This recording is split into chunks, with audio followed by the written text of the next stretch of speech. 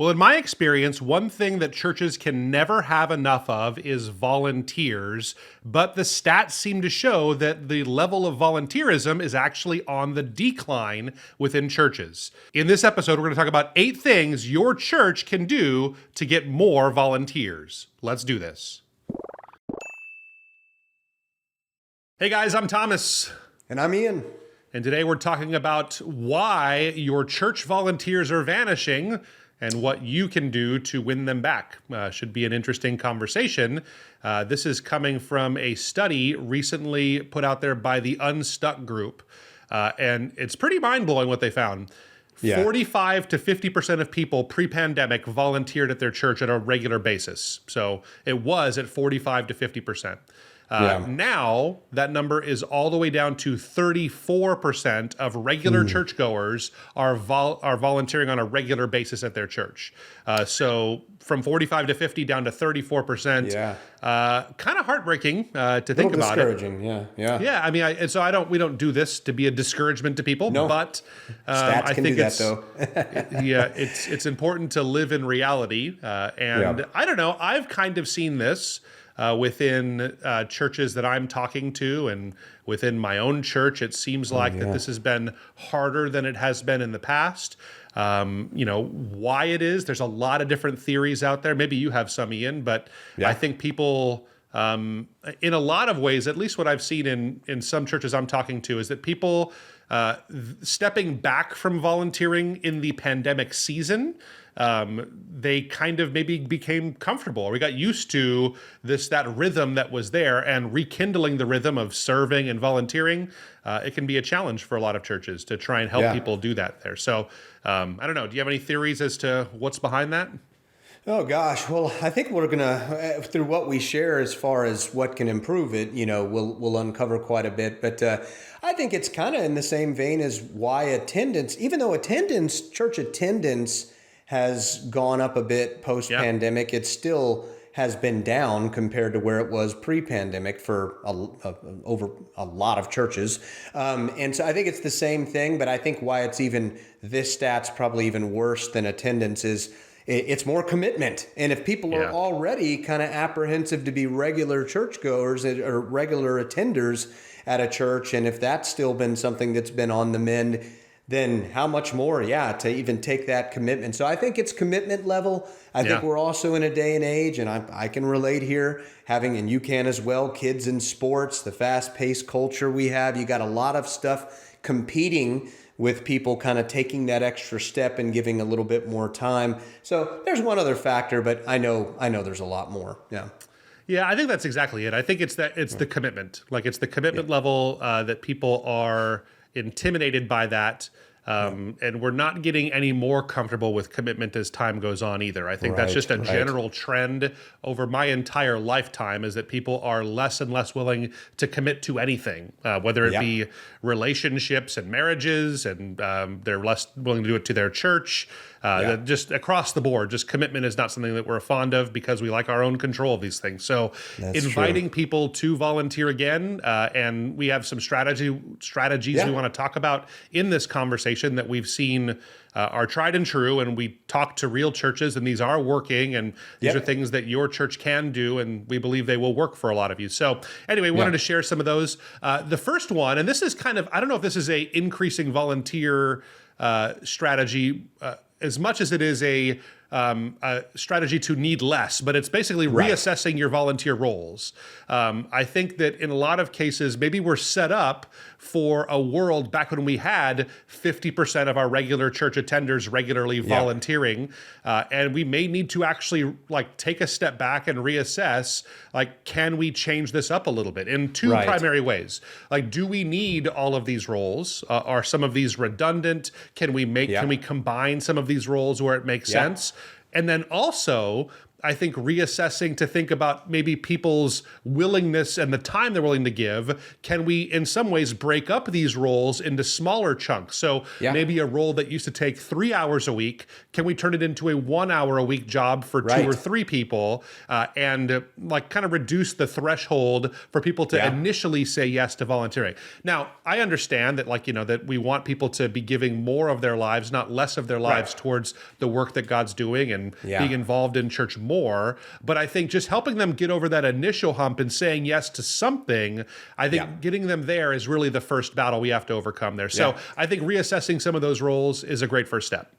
Yeah, and in that step, one other thing I'll just add to that is that if it is something that's maybe less time consuming, and once they step into that and you reduce that apprehension and they're committed, as we're talking about with that word, they may find that they are going to want to do more once it's fulfilling to them. So I think that was a good last point. I think in most cases Thomas. that will happen. I think that when people, whenever they're able to volunteer and you actually have great, you have great things set up there and it's meaningful and you're actually seeing results, people will, generally speaking, be like, this is really life-giving for me, and they'll want to be doing it more. So I think that's it. Getting them over the initial hurdle is the challenge.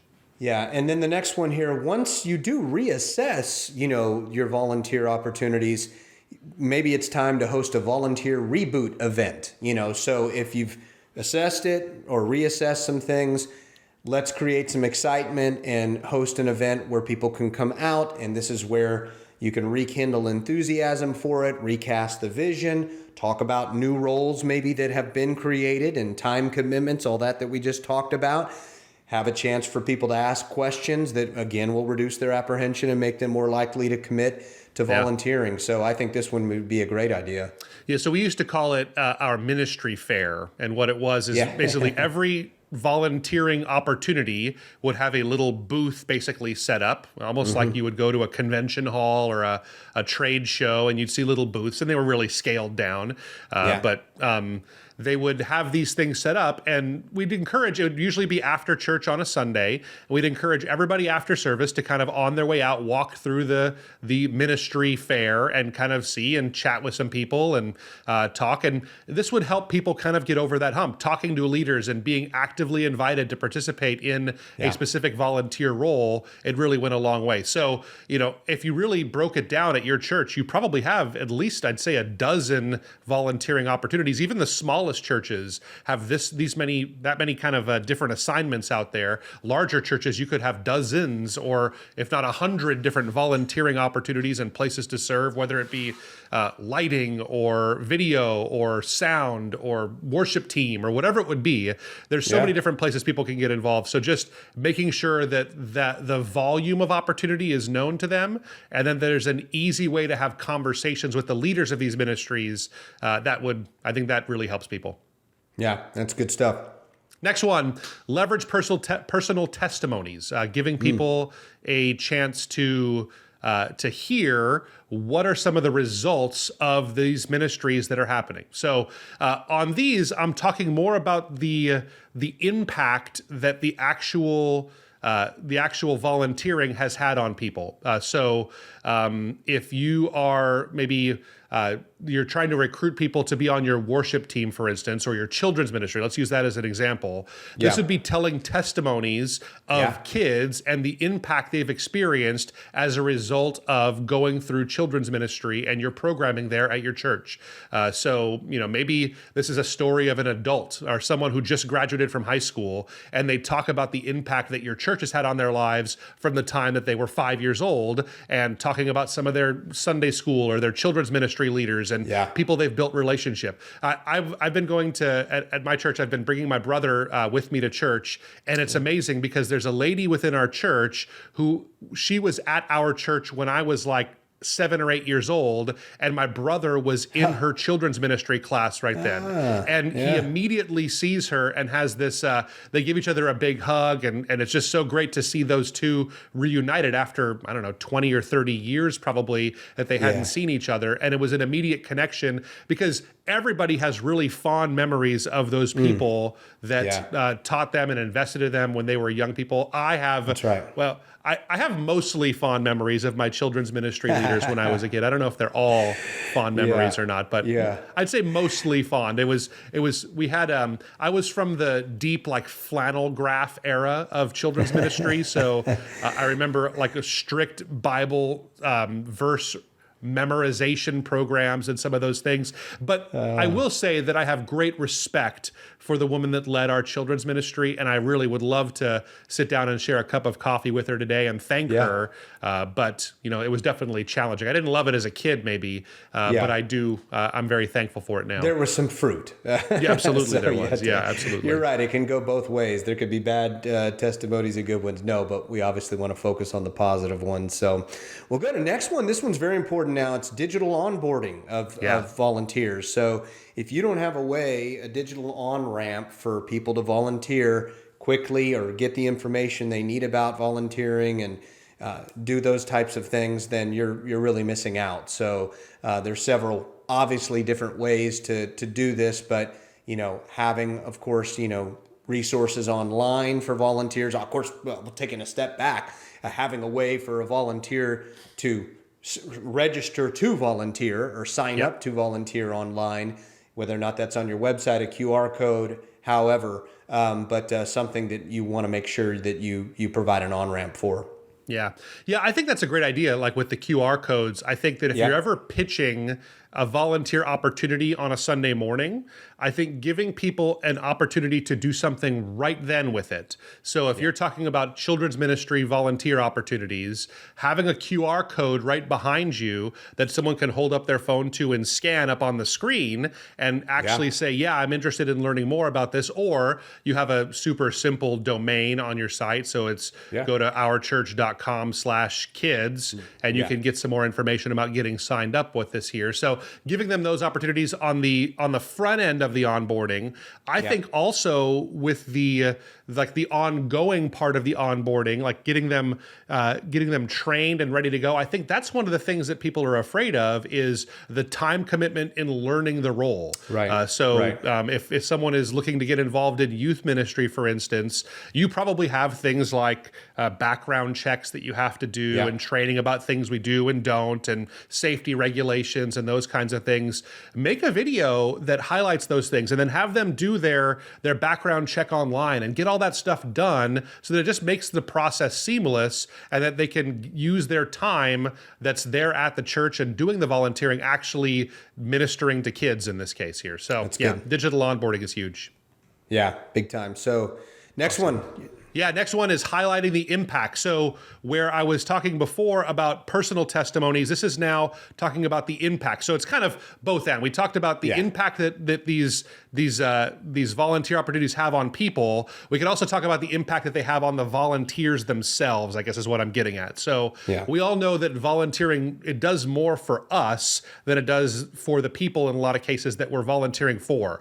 If you've ever been on a missions trip, you know this to be true. You go and do a missions trip overseas and you're working on, I don't know why they have us unskilled American laborers go and build buildings in third world countries. I don't really get that, but they would have us do those kinds of things. And I don't know that the buildings that I built when I did that in the past, I kind of doubt that they're still standing knowing my carpentry skills. But I do know that it did great things for me as the volunteer, and the impact it made on me was enormous. And this is the case for everything. Like, so yes, the children are blessed when we do children's ministry. And yes, our church is blessed when we play drums on the worship team, but it does something for us, and being able to share those kinds of stories as well of the kind of impact and the kind of person it makes me when I volunteer. I think that really helps people kind of say yes to volunteering as well. Yeah, because they're relating and seeing the fulfillment opportunity for themselves. So and this next one's a good segue. It's a good segue to this next one. Show appreciation and recognize your volunteers. So, I mean, if someone's serving on a regular basis and they're committed, there's that big word we're using, commitment. That's what volunteerism is at a church. And if they are doing a good job of that, they need to be appreciated. So how are you doing that? Are you doing appreciation events? Maybe it's a meal, it's blessing them with a meal. Maybe it's highlighting them in your church newsletter. It could be gift cards, thank you notes. Those things go a long way to someone to know, hey, we appreciate you taking the extra time and serving our church the way that you're serving. So to me, this one's a no-brainer. So I mean, if you're not, and I could see, I'll say one thing to that. I could see, again, once we get in the grind of ministry often, and it's easy to forget this sometimes too. If you have things, your systems and your processes in place, it's easy to kind of forget, hey, take the time to step back and thank these people. So we get how that can be missed, but should happen for sure. So I don't think it's possible to over-encourage people when it comes to volunteering. I think that it's something that every chance you get, you should take the opportunity to be praising your volunteers and people. Like if you're ever talking about children's ministry, take the time to thank the people that are actually doing it. Give them a round of applause for all the work that they do. And every time you go back there to pick up, if you're a pastor that has your own kids, go back there and thank them for the way they invest in your kids and the work that they do. So just doing that, just saying thank you and working that into the culture of your church of thanking and celebrating and commending people that give sacrificially like this, I think that really will help you, and it'll get people over the hump with this here. So that's good. All right, next one is utilize social media. This is a great place to do some of that thanking we were talking about before. So make that maybe like a weekly thing where you're highlighting volunteers and people that are answering the call and serving within your church and serving in your community. Having a regular schedule on social media where you highlight some of these things, I think that's super helpful. Social media is also a great tool to highlight needs that you have. But I have found that if you're going to be focusing on one or the other, whether it's highlighting the deep need or highlighting the great reward, I would always focus on the reward. It's on, talk on social media about how great it is to be a volunteer, and don't appeal to people from the place of, hey, we're really lacking volunteers and we really need more people and we're desperate. Don't go that route. Go the other way. Go that, hey, it's so fulfilling and great and rewarding and impactful to be a volunteer. But social media is a great place for these things to happen there. So you want to make sure you include links. So back again to that digital onboarding idea, give people links to take that next step, call them to action in your social media posts if they are interested in maybe going to one of those initial meetings to kind of see if it's interesting to them or not. That ministry fair idea we were talking about before. Give people an opportunity to jump in on some of that stuff. But I think social media is a great tool to use to get people to say yes to volunteering. Absolutely. So, well, last but not least here, we have engage in one-on-one conversations with your volunteers. So, obviously, if someone's already serving, take the time to ask how are they fulfilled with it? They feel like they're using their gifts, and then this also might be that you feel like someone in your church, it will be good at a specific area of service. So just based on their leadership abilities or based on how they interact with people, if someone's not as personal and mean, we put them in the parking lot ministry to serve. And I'm kidding, kind of. But you're relegated. If someone's good at stopping people and they're maybe not a people person, they'd be really good at making sure people park and don't park where they're supposed to. I'm kidding, but I'm just saying, think about people that in your church that would be best suited for certain things. That just was a funny example that popped in my mind because we have quite the parking lot process when people come and go, and I've seen people, for lack of a better word, lose their salvation in our church parking lot. So the people that are managing that and keeping it organized, your church. I mean, you guys are you have thousands of people every Sunday, and so to see that, how many services do you guys do? We have 3 services on a Sunday in particular. So so you have that transition time. I imagine is when most people do lose their minds there, like in between a couple of services. But I've been at times cut off. I'm like, did you just listen to the sermon or what happened? So you were just in there with me, right? What happened? Kidding. No, they're still coming in. They were on their way in, I think, to service. They hadn't heard it yet. So that's it. That's it. Yeah, I think you're right. The one-on-one conversations, though, that is where it's going to happen. I think especially on the recruitment side, the thing is like just you're not going to be able to meet your volunteer need just by presenting opportunities on social media and Right. from the pulpit and then waiting for people to come in. You will always need to actually personally invite people in one-on-one conversations to take that step. Invite them to pray about it. I think that's my one bit of advice for that. Don't just tell them they should do it, but invite them to, in their relationship with the Lord, to kind of bring it before Him and see what He would say, and let God take care of it from there. So, but I think prompting that with an individual request, one-on-one, I think that's where you're going to get the best results in the end. That's good stuff. Good stuff. Good. Well, I hope this has been helpful. We've all struggled with this. I've pastored for years, and I know that recruiting volunteers is one of the hardest jobs in ministry, and try as we might, you will never have as many as you want. And to see it having gone down over the last few years is really a challenge. So hopefully this has been helpful to you. We'll never have 100% commitment to volunteering at our church, but I think this may be some tools you can do to get back up towards that 50 or above. So if it has been helpful to you, let us know in the comments. If we missed something that maybe you do as a church to help get more volunteers, maybe a tip you want to share with other pastors that watch these videos here, that would be great. So let us know down in the comments on that. Thanks for being a part of the Reach Right family. Hit the subscribe button, and we'll see you next time. See you.